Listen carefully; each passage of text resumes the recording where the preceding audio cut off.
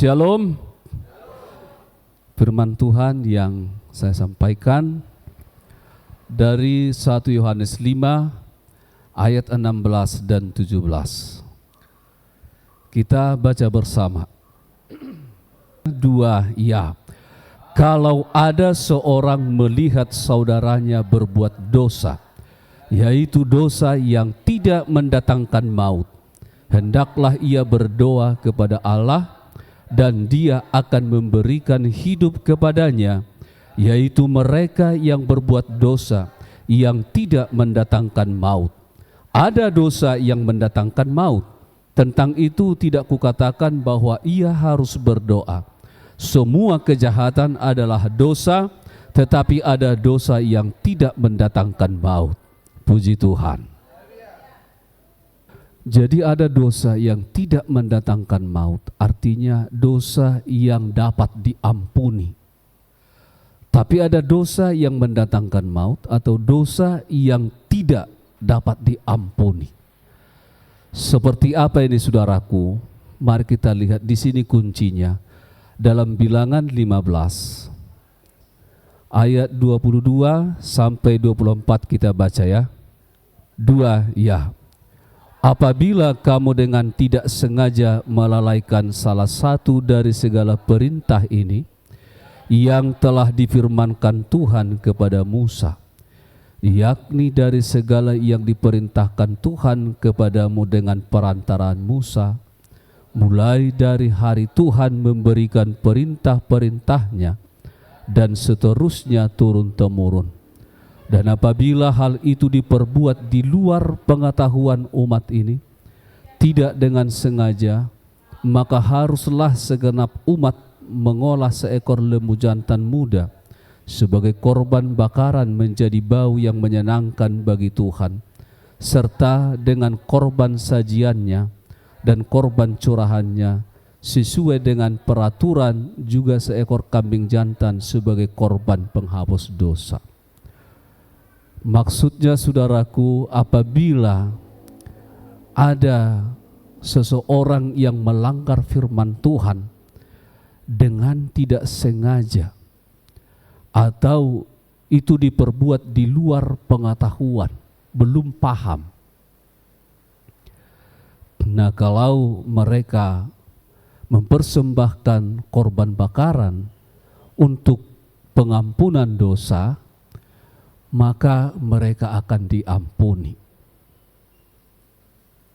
Jadi dosa yang tidak disengaja atau kita melanggar firman itu karena kita belum paham, kalau kita mohon ampun kepada Tuhan, maka Tuhan akan mengampuni. Itu maksudnya saudaraku, dosa yang tidak mendatangkan maut, ada pengampunan. Nah, selanjutnya dosa yang mendatangkan maut, ya. Dosa yang mendatangkan maut, kita baca ayat selanjutnya tadi, ayat 30 dan 31 dari Bilangan 15 ini. Kita baca ya. 2 Ya. Tetapi orang yang berbuat dengan sengaja, baik orang Israel asli, baik orang asing, orang itu menjadi penista Tuhan. Ia harus dilenyapkan dari tengah-tengah bangsanya, sebab ia telah memandang hina terhadap firman Tuhan dan merombak perintahnya. Pastilah orang itu dilenyapkan, kesalahannya akan tertimpa atasnya. Nah, sebaliknya kita lihat, tapi orang yang dengan sengaja, ya, dengan sengaja melanggar firman, sudah dia betul-betul paham, mengerti, tetapi dengan sengaja melanggar. Dan dikatakan orang seperti itu adalah penista Tuhan, memandang hina terhadap firman Tuhan dan dianggap perombak firman. Nah, orang seperti itu saudaraku, tak ada pengampunan. Inilah dosa yang membawa kematian kekal. Dan orang seperti ini saudaraku tidak perlu didoakan, kata firman Tuhan tadi. Dia sudah mengerti, tetapi dengan sengaja. Seperti apa saudaraku maksudnya sudah mengerti? Kita lihat dulu ayat firman Tuhan ya. Ibrani 6. Seperti ini maksudnya sudah mengerti firman Tuhan. Ayat 4 sampai 6 kita baca ya. Inilah orang yang sudah betul-betul mengerti firman Tuhan. Mari kita baca 2 ya. Sebab mereka yang pernah diterangi hatinya, yang pernah mengecap karunia sorgawi, dan yang pernah mendapat bagian dalam Roh Kudus, dan yang mengecap firman yang baik dari Allah, dan karunia-karunia dunia yang akan datang. Namun yang murtad lagi, tidak mungkin dibaharui sekali lagi sedemikian, hingga mereka bertobat, sebab mereka menyalibkan lagi anak Allah bagi diri mereka, dan menghinanya di muka umum. Kita lihat di sini Bapak Ibu. Jadi orang yang mengerti maksudnya mereka yang pernah diterangi hatinya. Dia menikmati firman ya, maksudnya dia telah menikmati firman itu, mengecap kasih karunia Tuhan. Mereka mendapat bagian dalam Roh Kudus, karunia-karunia roh. Tetapi dikatakan murtad lagi. Nah, inilah orang yang sudah mengerti firman Tuhan saudaraku, tetapi dengan sengaja dia melanggar firman itu saudaraku. Sudah betul-betul dia mengerti, tetapi dia dengan sengaja melanggar firman Tuhan itu. Dan tanda orang yang sengaja saudaraku, ya tolong diperhatikan, tanda orang yang sengaja melanggar firman Tuhan, kita lihat dalam Roma pasal 1. Seperti ini saudaraku orang yang sengaja. Roma 1 ayat 32. Kita baca kembali. 2 ya. Sebab walaupun mereka mengetahui tuntutan-tuntutan hukum Allah, yaitu bahwa setiap orang yang melakukan hal-hal demikian patut dihukum mati, mereka bukan saja melakukannya sendiri, tetapi mereka juga setuju dengan mereka yang melakukannya. Ini saudaraku tanda orang yang memang sengaja. Orang yang sengaja melanggar, kalaupun sudah mengerti, tidak ada penyesalan. Bahkan dikatakan di sini kalau ada orang yang melakukan yang sama atau melanggar firman itu, dia setuju. Dia setuju saudaraku. Jadi tidak ada pengampunan bagi orang yang seperti ini. Sebab dia memang sengaja, tidak ada penyesalan. Coba saudaraku, saya coba bandingkan ketika Daud jatuh ke dalam dosa. Juga Raja Saul jatuh ke dalam dosa. Kalau kita pelajari saudaraku, sama-sama berat. Sama-sama sangat berat pelanggaran itu. Dan kita tahu Daud saudaraku seorang nabi yang menerima firman Tuhan. Dia seorang raja yang diurapi.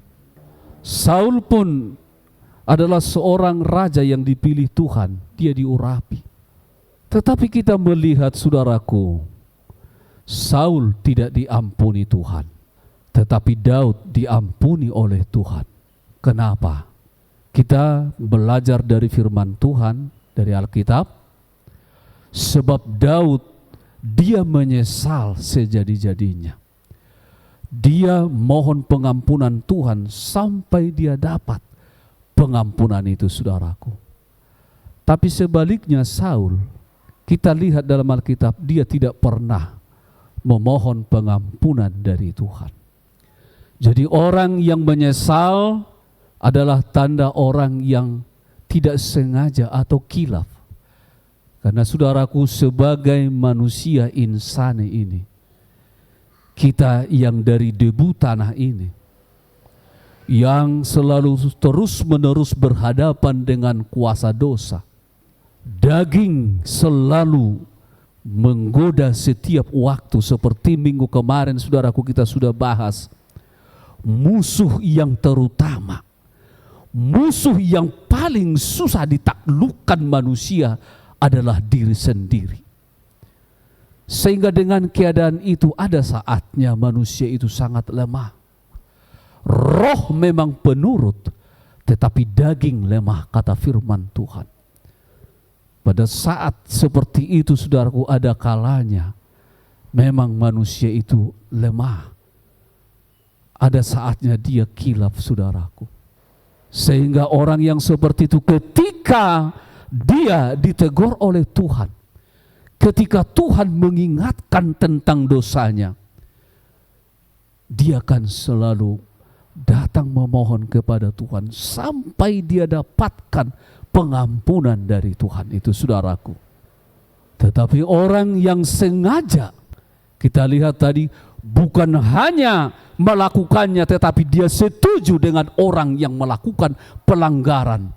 Orang seperti itu saudaraku memang betul-betul sengaja dan tidak ada penyesalan. Dan orang seperti itu tidak ada pengampunan. Mari kita lihat dulu saudaraku contoh dalam Alkitab yang begitu mudah kita pahami. Seorang hamba Tuhan yaitu Rasul Paulus sebelum dipanggil Tuhan. Kita lihat dulu dalam 1 Timotius 1. Kita pelajari dulu pelanggarannya. Tetapi Tuhan mengampuni dia saudaraku. Kenapa? Kita akan lihat alasannya dalam Alkitab ini.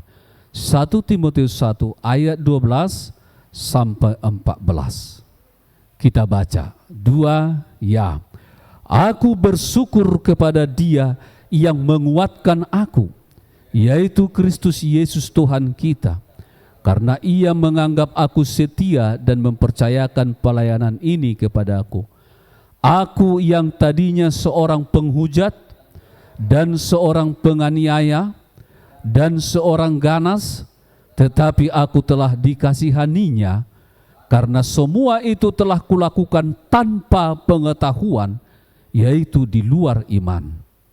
Malah kasih karunia Tuhan kita itu telah dikaruniakan dengan limpahnya kepadaku dengan iman dan kasih dalam Kristus Yesus. Puji Tuhan. Kita lihat saudaraku, Paulus ini sebelum dia terpanggil, di sini dikatakan dia bersaksi, dia penghujat. Siapa yang dihujat saudaraku? Dia menghujat Tuhan. Dia menentang Roh Kudus. Kenapa? Karena sebelum dia mengenal Tuhan, dia ingin melenyapkan semua orang yang percaya kepada Tuhan. Dia tidak ingin mendengar nama Yesus Kristus. Bukankah seperti itu orang yang menghujat saudaraku? Itu menghujat, itu menentang. Bahkan kita lihat ketika Stefanus bersaksi tentang kemuliaan Tuhan. Stefanus ini diseret, dilempari dengan batu. Dan di sana dikatakan Saulus atau Paulus bertanggung jawab akan hal itu. Dan Paulus setuju. Orang yang diurapi Tuhan dibunuh saudaraku. Tetapi Tuhan mengasihaninya. Dikatakan karena semua itu dilakukan di luar iman. Dia tidak tahu saudaraku. Dia menganggap dia sedang mengabdi kepada Tuhan dengan melenyapkan orang-orang yang percaya kepada Yesus. Tapi ternyata menentang Tuhan. Dia seorang yang ganas. Dia menganiaya orang-orang yang percaya.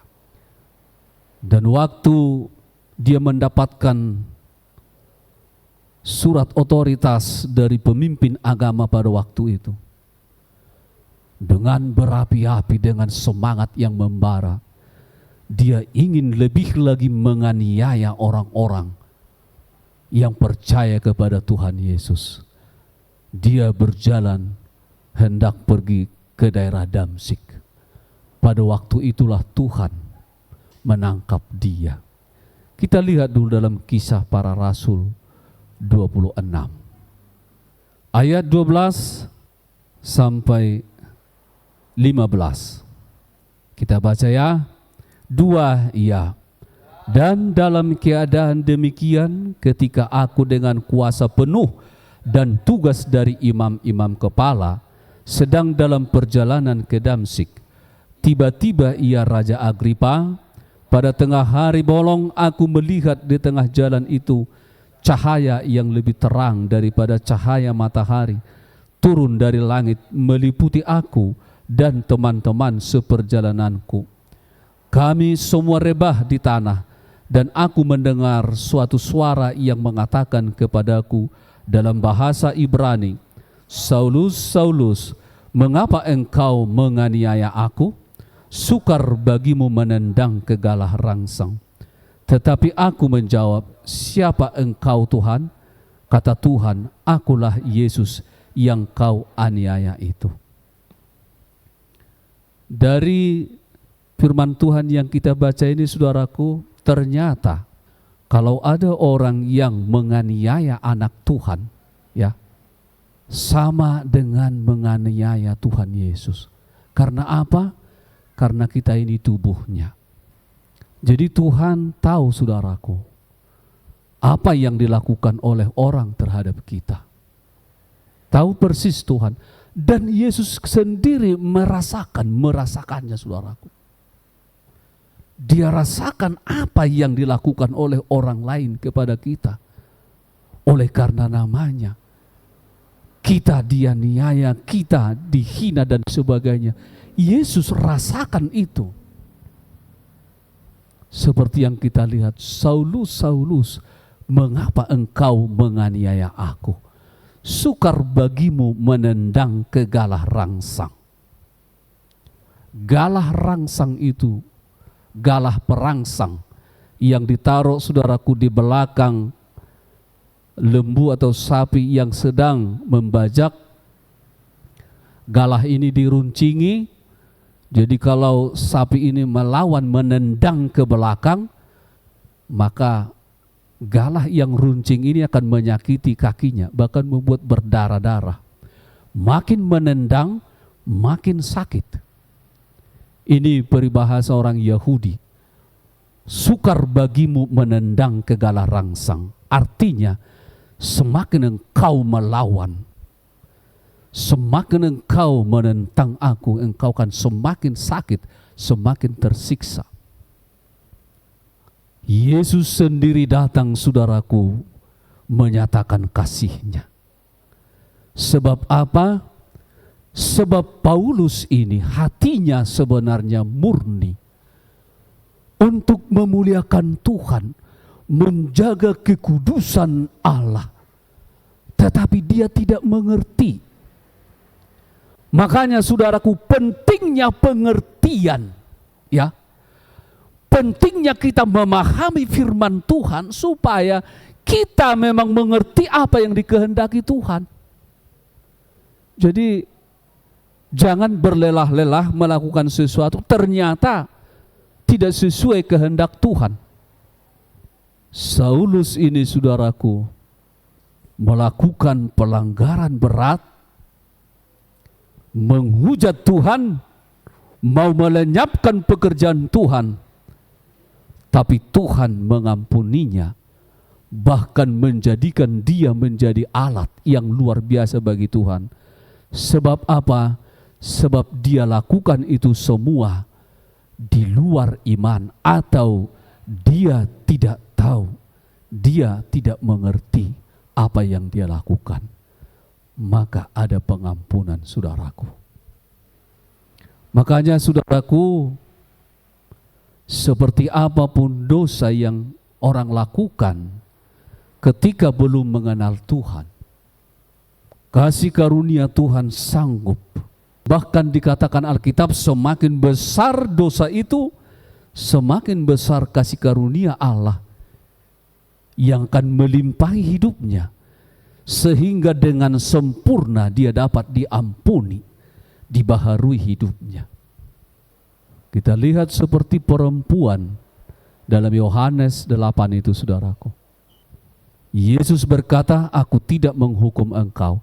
Tapi kita ingat saudaraku, ada di situ firman Tuhan berkata, tetapi mulai sekarang jangan berbuat dosa lagi.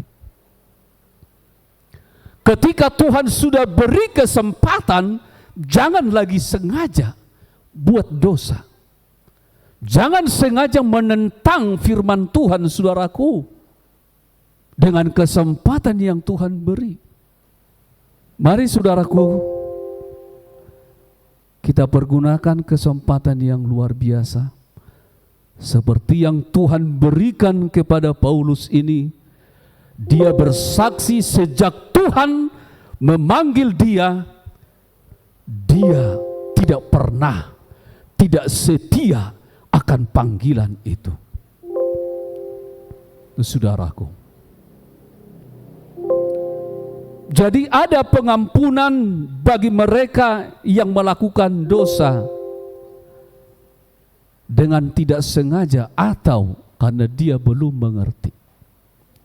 Saya ajak dulu kita melihat di dalam Matius 12 apa yang disampaikan oleh Yesus di sini yang sering disalah mengerti oleh orang, saudaraku, orang Kristen. Matius 12 ayat 31 dan 32. Mari kita baca. 2 ya. Sebab itu aku berkata kepadamu, segala dosa dan hujat manusia akan diampuni, tetapi hujat terhadap Roh Kudus tidak akan diampuni. Apabila seorang mengucapkan sesuatu menentang anak Allah, ia akan, saya ulangi ayat 32. Saya salah tadi ya, saya ulangi 2 ya. Apabila seorang mengucapkan sesuatu menentang anak manusia, ia akan diampuni. Tetapi jika ia menentang Roh Kudus, ia tidak akan diampuni, di dunia ini tidak, dan di dunia yang akan datang pun tidak. Banyak salah mengerti ini saudaraku. Bahkan ada pernah saya dengar begini, mengajarkan. Kalau kita berdosa kepada Bapa, Yesus akan mengampuni. Kalau kita berdosa kepada Yesus, maka Roh Kudus mengampuni. Kalau kita berdosa kepada Roh Kudus, tidak ada yang dapat mengampuni. Salah. Ngarang itu, ngarang. Ya, ngarang. Tetap dasarnya seperti tadi saudaraku. Kalau dosa itu dilakukan dengan sengaja, kalaupun dia sudah paham, dia tidak diampuni. Lalu mengapa di sini saudaraku ada disampaikan oleh Yesus? Segala dosa dan hujat manusia akan diampuni, tetapi hujat terhadap Roh Kudus tidak akan diampuni. Nah, sehingga ada orang berkata seperti ini, kalau kita berdosa kepada Yesus, menghujat Yesus ada pengampunan, tapi menghujat Roh Kudus tidak ada pengampunan. Itu salah saudaraku. Lalu kenapa Yesus berkata seperti ini? Saya sampaikan saudaraku, sampai saat ini, saat konteks ini ya, saat Yesus mengatakan firman ini, mereka belum mengerti siapa itu anak manusia. Siapa Yesus Kristus yang bersama dengan mereka. Belum mengerti. Bahkan murid-murid itu pun, para rasul itu saudaraku, bisa kita buktikan ketika Yesus telah mati disalibkan di kubur, mereka sudah hilang semangat. Bahkan yang saya heran saudaraku, sudah pun Yesus pernah menemui para rasul itu selama, karena dikatakan selama 40 hari itu Yesus menampakkan diri terutama kepada para rasul. Tapi Petrus dan kawan-kawan kembali kepada pekerjaan semula. Itu di Injil Yohanes pasal 21. Mereka belum mengerti sepenuhnya saudaraku, siapa itu Yesus, anak manusia itu. Orang secara umum pada waktu itu belum mengerti. Ada yang berkata dia adalah nabi. dia adalah Elia dan sebagainya. Mereka belum mengerti tentang firman yang telah menjadi manusia. Mereka tidak mengerti tentang Kristus yang adalah Allah. Sehingga kata hujat mereka ada pengampunan. Karena apa? Karena belum mengerti. Tapi tentang pekerjaan Roh Kudus, saudaraku, bagi orang Yahudi, orang Israel, dari perjanjian lama, ya, para nabi telah mengajarkan kepada mereka pekerjaan Roh Allah. Mereka sudah mengerti, sudah lama mengerti tentang pekerjaan Roh Tuhan. Jadi saudaraku, menghujat Bapa, menghujat Anak, menghujat Roh Kudus, kalau itu dilakukan dengan sengaja dan sudah paham, tetapi tetap dengan sengaja melanggar, tidak ada pengampunan. Tetapi kalau itu dilakukan seperti Paulus, saudaraku, sebelumnya tidak mengerti, ada pengampunan. Kita lihat, saudaraku, firman Tuhan dalam Ibrani 10. Kita akan lihat di sini ayat 26 sampai 29, kita baca dulu. 2, ya. Sebab jika kita sengaja berbuat dosa sesudah memperoleh pengetahuan tentang kebenaran, maka tidak ada lagi korban untuk menghapus dosa itu. Tetapi yang ada ialah kematian yang mengerikan, akan penghakiman dan api yang dahsyat yang akan menghanguskan semua orang durhaka. Jika ada orang yang menolak hukum Musa, ia dihukum mati tanpa belas kasihan atas keterangan 2 atau 3 orang saksi. Betapa lebih beratnya hukuman yang harus dijatuhkan atas dia yang menginjak-injak anak Allah, yang menganggap najis darah perjanjian yang menguduskannya, dan yang menghina roh kasih karunia. Kita lihat di sini, saudaraku, yang menginjak-injak anak Allah. Jadi sama, saudaraku, Bapa, Anak, Roh Kudus. Saya sering dengar, jangan-jangan saya menghujat Roh Kudus. Gak pernah berkata jangan-jangan saya menghujat Yesus, padahal sama saja, saudaraku. Sama saja, ya. Jadi jangan salah mengerti. Bapa, Firman, Roh Kudus itu satu. Barang siapa yang melakukan atau menentang, menghujat dengan sengaja dan sudah paham, kita lihat tadi, tak ada pengampunan. Itu maksudnya, saudaraku, dosa yang membawa kepada kematian kekal. Nah, untuk orang seperti ini dikatakan gak perlu berdoa. Tapi bagi mereka yang berbuat dosa, yaitu dosa yang dapat diampuni, yaitu karena mereka belum mengerti dan tidak sengaja. Maka kalau dia, saudaraku, datang kepada Tuhan mohon ampun, atau kita sebagai saudara-saudaranya mendoakan, Tuhan akan dengar. Kita kembali dulu kepada firman Tuhan tadi, saudaraku, 1 Yohanes 5 tadi ayat 16. Jadi di sini, saudaraku, ada otoritas yang luar biasa yang Tuhan karuniakan bagi kita orang-orang percaya. Saya baca kembali dulu ayat 16, ya. Kalau ada seorang melihat saudaranya berbuat dosa, yaitu dosa yang tidak mendatangkan maut, hendaklah ia berdoa kepada Allah, dan Dia akan memberikan hidup kepadanya, yaitu mereka yang berbuat dosa yang tidak mendatangkan maut.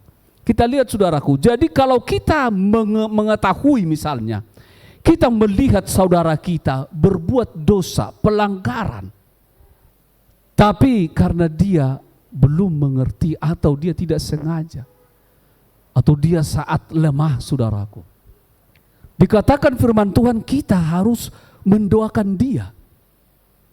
Ya, firman Tuhan berkata hendaklah orang seperti itu dinasehati. Ada di Injil, ya, dinasehati. Tetapi saudaraku, kita tidak semua dapat menasehati. Tidak semua kita sanggup menasehati, apalagi misalnya kita tahu yang berbuat pelanggaran itu orang tua masih di atas kita, kita segan misalnya. atau kita tidak memiliki karunia untuk menasehati. Tetapi saudaraku, untuk mendoakan kita semua bisa. Dan kita lihat tadi firman Tuhan jelaskan, doa kita itu luar biasa. Kalau kita mendoakan, dikatakan Tuhan akan kembali memberikan kehidupan kepada dia. Artinya doa kita itu didengarkan, saudaraku. Makanya saudaraku, ada orang tua kami yang sudah tua, ya, sudah umur hampir 90. Sudah sangat pikun. Ini kalau ada persoalan, waduh, kalau marahnya nggak pikun. Baru kita kasih makan, sudah ngomong, mana nasi? Kan baru makan, langsung menyumpah-nyumpahi. Siapa yang baru makan? Semua dimarahin. Saya ingat firman ini, saudaraku, dosanya seperti itu karena dia pikun, gak mengerti. Kalau kita doakan orang seperti ini, Tuhan pasti ampuni. Amin. Karena apa? Dia tidak tahu, sudah tidak mengerti lagi. Dan otoritas itu ada bagi kita, saudaraku, tadi dijelaskan. Kalau kita melihat saudara kita, doakan. Jangan malah digosipin. Coba kita lihat dulu, saudaraku, menggosip, mengata-ngatai, jangan dianggap enteng, saudaraku. Kita lihat dulu Mazmur 50. Mazmur 50 ayat 20 dan 21. Mari kita baca. 2, ya, engkau duduk mengata-ngatai saudaramu, memfitnah anak ibumu, itulah yang engkau lakukan. Tetapi aku berdiam diri, engkau menyangka bahwa aku ini sederajat dengan engkau. Aku akan menghukum engkau dan membawa perkara ini ke hadapanmu. Kita perhatikan dulu, saudaraku, firman Tuhan ini. Ternyata kalau ada orang yang menggosip, mengata-ngatai, bagi Tuhan itu persoalan besar, saudaraku. Kita lihat apa yang dikatakan Tuhan di sini. Itulah yang engkau lakukan, tetapi aku berdiam diri. Engkau menyangka bahwa aku ini sederajat dengan engkau. Coba dulu kita perhatikan kalimat itu, saudaraku. Engkau mengata-ngatai saudaramu, engkau menggosipi saudaramu. Aku berdiam diri, kata Tuhan. Kau anggap, kau kira aku sederajat dengan engkau. Artinya, saudaraku, jangan kita anggap enteng mengata-ngatai saudara, menggosip, ya. Maaf, saudaraku, ya, tolong diperhatikan. Kalau bagi anak-anak Tuhan, apalagi bagi seorang hamba Tuhan, memang perlu mengetahui, ya, segala dosa yang ada di tengah-tengah jemaat. Perlu kita tahu. Supaya apa? Supaya kita mencari jalan keluar dari firman Tuhan.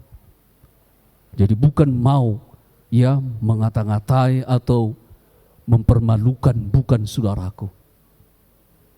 Jadi kita pun sebagai saudara dalam Tuhan, ingat ini.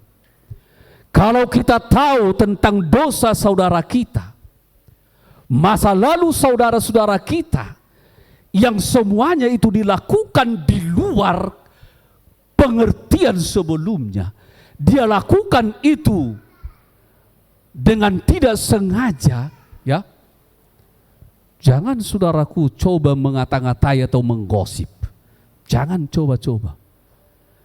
Kau anggap aku, kata Tuhan tadi, ya, sederajat dengan engkau. Artinya, kan Tuhan ada di sekitar kita, mendengar itu, melihat tingkah laku kita itu. Jadi jangan sampai kita menggosip, saudaraku. Kalau kita tahu kelemahan atau dosa saudara kita, dikatakan tadi, doakan supaya Tuhan mengampuni. Jangan justru mengata-ngatai. Kalaupun misalnya dibahas, ya, karena hamba Tuhan memang membahas itu. Kenapa dibahas? Supaya tahu jalan keluarnya bagaimana. Supaya kita tahu menimbang dari firman Tuhan. Karena kita kan tahu gereja itu, ya, gereja itu ibarat bengkel manusia. Karena kepada kita dipercayakan otoritas Tuhan firman Allah yang akan memulihkan segala yang rusak. Bejana-bejana yang rusak ini harus diperbaiki. Bagaimana cara memperbaiki? Bagaimana cara membedahnya? Adalah kalau kita tahu, periksa apa persoalan itu. Lalu sampaikan firman Tuhan. Kita doakan. Supaya apa? Supaya terjadi pemulihan. Haleluya. Jadi jangan sekali-kali saudaraku kita menggosip, mengata-ngatai. Apalagi seperti yang dikatakan oleh Yesus. Selumbar di mata saudaramu kau lihat, tapi balok di matamu enggak kau lihat. Ada orang seperti itu, jago banget dia untuk menilai orang, bahkan berani mencela orang, tapi dia nggak lihat dirinya. Ini yang ngeri saudara. Nggak dia lihat dirinya seperti apa. Jadi sudah berapa kali dia bersalah dalam hal itu. Tapi ingat tadi saudaraku, kalau kita tahu dosa saudara-saudara kita, entah itu masa lalu, entah apapun itu, doakan saudaraku. Doakan.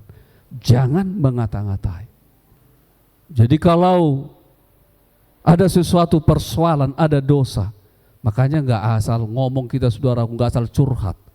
Kita harus lihat dulu, apakah dia orang yang bijaksana, apakah hamba Tuhan itu sanggup untuk memberikan jalan keluar dari firman, lalu ceritakan. Maka firman akan membedah saudaraku.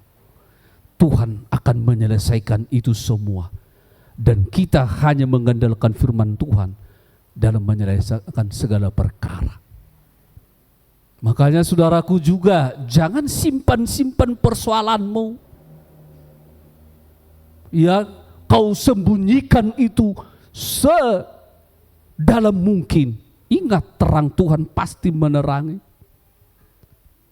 Tapi ada orang memang yang seperti dikatakan, terang sudah datang, tetapi orang lebih menyukai kegelapan sebab perbuatannya jahat. Ketika terang Tuhan dinyatakan, dia lari, dia tidak mau diterangi, sebab dia tetap memelihara kejahatan itu supaya jangan terungkap. Itu pun lebih celaka lagi saudaraku, karena tidak akan pernah terjadi pemulihan. Makanya di hadapan Tuhan kita harus betul-betul terbuka sepenuhnya di hadapan Tuhan. Supaya Tuhan dapat menyelesaikan persoalan lewat siapa? Lewat hamba Tuhan saudaraku. Karena hamba Tuhan itu tangan-tangan Tuhan saudaraku. Dia akan menyampaikan kehendak Tuhan. Makanya memang ya nggak asal-asal ngomong hamba Tuhan. Makanya hamba Tuhan dikatakan oleh firman Tuhan harus dapat dipertimbangkan di hadapan Allah ya oleh semua manusia. Ingat itu. Hamba Tuhan bukan sempurna, tetapi dia harus kita lihat saudaraku memang hidup dalam firman. Dia menjadi alat Tuhan untuk menyelesaikan persoalan-persoalan dengan firman Tuhan tentunya. Makanya Paulus katakan, aku memiliki keyakinan yang kokoh akan Injil. Sebab Injil adalah kekuatan Allah yang menyelamatkan. Haleluya. Maka saudaraku ingat ya. Saya akan baca sekali lagi dulu firman Tuhan ini. Mazmur tadi. Engkau duduk dan mengata-ngatai saudaramu, memfitnah anak ibumu. Itulah yang engkau lakukan, tetapi aku berdiam diri. Engkau menyangka bahwa aku ini sederajat dengan engkau. Aku akan menghukum engkau dan membawa perkara ini ke hadapanmu. Jadi saudaraku, jangan pernah kita mengata-ngatai, jangan pernah kita membicarakan kelemahan saudara-saudara kalau tujuan untuk mempermalukan, tetapi kalau tujuan untuk mendoakannya, menyelesaikannya, memberikan jalan keluar, silahkan saudaraku. Semua di dalam kasih. Ya, haleluya. Karena kita pun ingat, karena kita pun masing-masing pribadi punya persoalan masing-masing di hadapan Tuhan. Jadi jangan ada yang merasa dirinya hebat. Jangan, saudaraku. Hanya Tuhan Yesus yang hebat. Gak ada yang hebat siapapun. Semua manusia sudah bejana-bejana yang rusak. Tapi tangan Tuhan akan memperbaiki kalau kita dengan rendah hati datang kepada Tuhan. Haleluya. Amin. Kita akhiri ibadah kita. Saya ajak kita berdiri untuk berdoa.